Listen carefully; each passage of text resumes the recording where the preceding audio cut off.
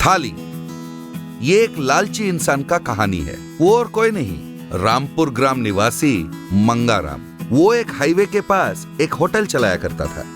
वहां आसपास 50 किलोमीटर तक कोई और होटल नहीं था, इसलिए उसके होटल पर भीड़ लगी रहती थी।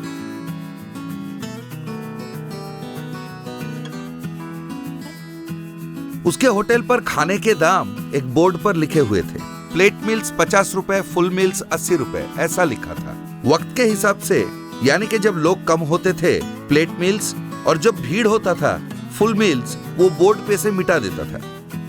एक बार एक टूरिस्ट बस उसके होटल के सामने आके रुका और उस बस में से कई सारे यात्री उतर आए और उनमें से एक आदमी अपने परिवार का साथ भी था।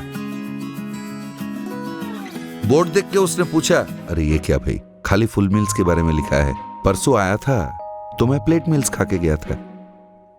वक्त और परिस्थितियां क्या एक जैसी रहती है? बदलती रहती है ना। ये भी ऐसा ही है, अलग अलग वक्त पे अलग अलग खाना मिलता है। पसंद हो तो खाइए, वरना 50 किलोमीटर आगे जाके खाइएगा, उसने कहा। चिन्ना नाम के एक युवक के पास एक हाथी था। हाथी का नाम कट्टप्पा था। उस हाथी के अलावा उसका और कोई नहीं था। वो गांव-गांव घूमता और हाथी के खेल दिखाता। घूमते घूमते वो रामपुर गांव आ पहुंचा।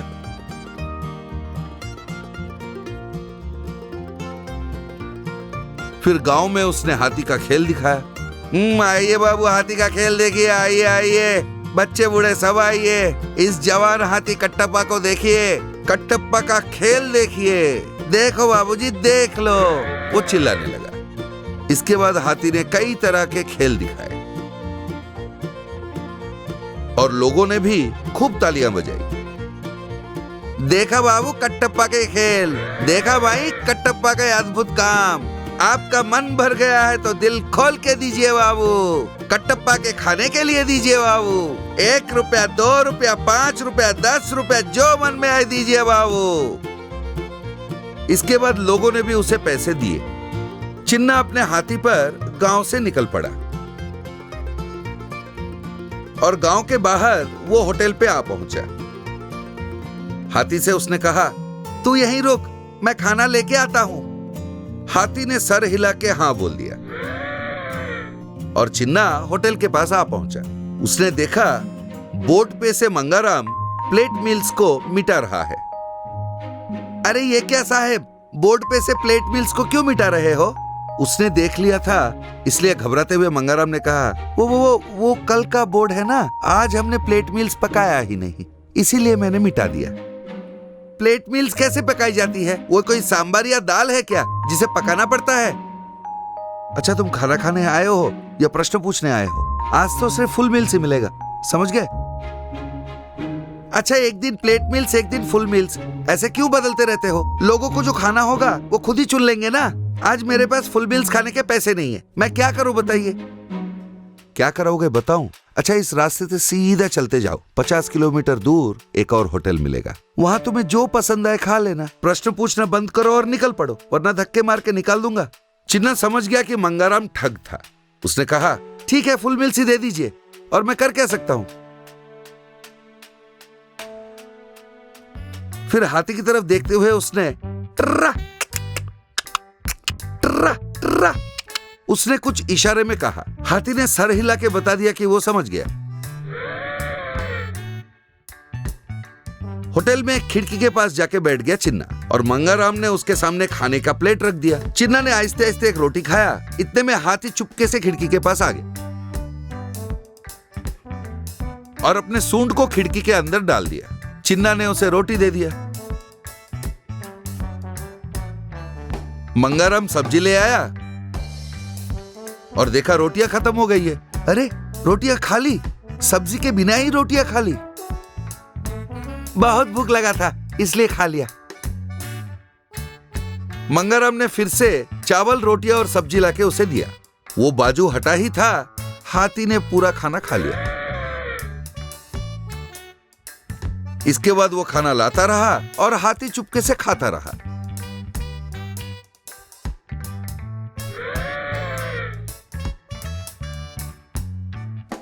आखिरकार होटल का पूरा खाना खत्म हो गया। ये देखकर मंगाराम बोला, हे भगवान, ये कौन सा राक्षस खाने आ गया, होटल का पूरा खाना खा गया।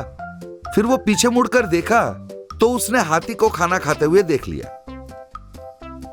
तो मंगाराम चिन्ना के पास आके बोला, ए, इतनी हिम्मत तेरी, मुझे ही ठगने चला था, भला चाहता है तो पूरे खाने का पैसे निकाल।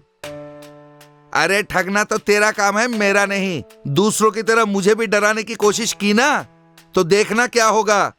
कटप्पा, आ आ गिड़ी गिड़ी आ ट्र, आ, उसने कहा।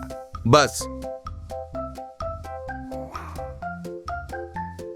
हाथी ने होटल के रखे हुए बेंचेस को अपने सूंड में उठाकर इधर उधर फेंकना शुरू कर दिया। तब मंगाराम को मामला समझ में आ गया। उसने चिन्ना के हाथ जोड़े।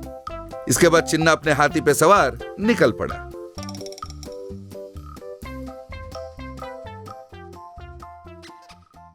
मोटरसाइकिल तीफ। रामापुरम नाम के गांव में रंगा बुजंगा नाम के दो दोस्त रहते थे। दोनों को उस गांव में बहुत अच्छा नाम था। उनके पास एक वैन भी था। दोनों जहां भी जाते थे उसी वैन में जाते थे। एक बार उसी गांव में मन्नू नाम का एक व्यक्ति नौकरी के लिए ढूंढ रहा था। रंगा बुजंगा बिजनेस करते हैं, ये बात जानकर वो उनसे नौकरी पूछने के लिए ही सोचता है। भाई, आप आखिर क्या करते हो भाई? सुबह घर पे रहते हो, रात को काम पर जाते हो, जहाँ भी जाते हो इस वैन को नहीं छोड़ते हो। अरे भाई, हमारा इंपोर्ट एंड एक्सपोर्ट सर्विस है, यानी इधर का माल उधर, उधर का माल इधर। नहीं समझे ना? उधर का माल इधर, इधर का माल उधर। अब समझे होंगे ना? नहीं समझ आया तो बोलो, फिर से बताता हूँ। कहते हुए फिर से इधर का माल, यूं कुछ कह ही रहा था कि मन्नू। हाँ, समझ आ गया भाई। इधर का माल उधर, उधर का माल इधर। आपका काम तो बहुत अच्छा है भाई। मेरे लिए कुछ काम है तो बोल सकते हो ना भाई, मैं भी करते हुए आप लोगों जैसे बड़ा आदमी बनूंगा। देखो बेटा, हम जो काम करते हैं वो कोई मामूली काम नहीं है। तुम जैसे ऐरे गहरे लोग नहीं कर सकते। हट जाओ, हमें बहुत काम है, पहले ही हम बहुत बिजी हैं। मन्नू को अपमानित महसूस हुआ। उस रात रंगा बुजंगा से, क्यों रे, टाइम हो गया, चलो शुरू करें। ओके रे, चलो चलते हैं, ड्यूटी पर लगने का टाइम आ गया है। कहकर दोनों उस वैन में निकल गए। जब यूं जा रहे थे तो उन्हें रास्ते पर एक बाइक दिखाई देता है। रंगा वैन को वहां रोका। दोनों धीरे से उस वैन के डोर्स खोलकर उतरे और इस बाइक को धीरे से उस वैन में चढ़ा दिए। वैन फिर सिटी ले गए। वहाँ उस बाइक को बेचकर पैसे लेते हैं। सुबह वापस गांव आते हैं। तब गांव वाले मिलकर एक को पकड़कर मार रहे थे। रंगा वैन को रोककर, क्या हुआ है? भाई, इसने मेरा फोन चुरा लिया, इसीलिए मैंने इसे पकड़वाया है। देखो भाई, देखने में तो बड़े आदमी दिखते हो, कम से कम तुम लोग भी इसे सबक सिखाओ। तब रंगा को क्या कहना चाहिए वो नहीं समझा। क्यों रे, चोरी करना बुरी बात है नहीं पता? और वैसे चोरी भी कर रहे हो तो कैसी करनी चाहिए नहीं पता? हुंडी को बिना पता लगे चिल्लर को खींचना चाहिए। अच्छा हुआ पुलिस के हाथ नहीं लगे, वरना तुम्हें मार ही देते थे। वैसे पुलिस की मार कैसी होती है जानते हो? तुम बर्दाश्त नहीं कर सकते।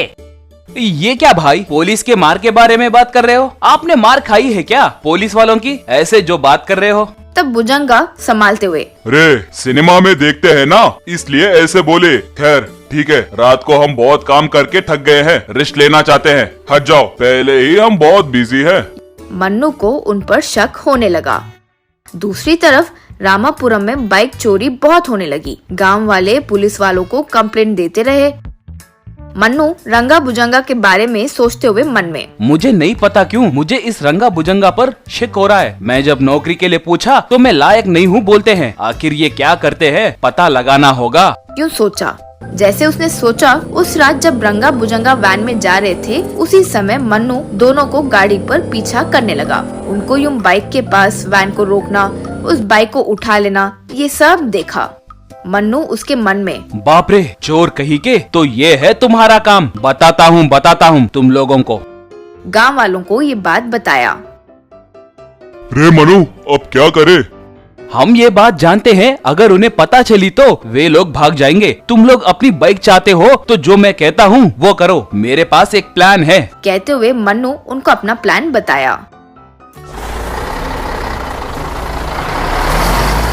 उस रात मन्नू एक ट्रक लाकर गांव वालों की मदद से उनके वैन को ट्रक में चढ़ा दिया।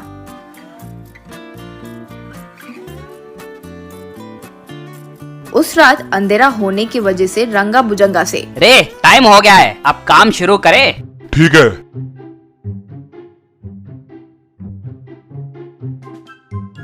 घर के बाहर आकर देखा तो उनका वैन ही नहीं था। बाप रे, मेरा वैन, कोई चोर कहीं का हमारे वैन को चुरा लिया। यूं चिल्लाया।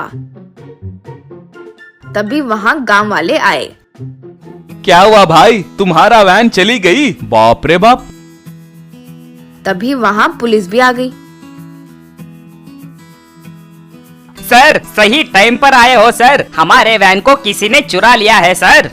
चोर नहीं, दो चोर, वैन नहीं सर, बाइक की चोरी। रे तुम लोग ही चोर हो, मैं ये जान गया हूँ। तुम्हें पकड़ने के लिए ही तुम्हारे वैन को गायब किए हैं।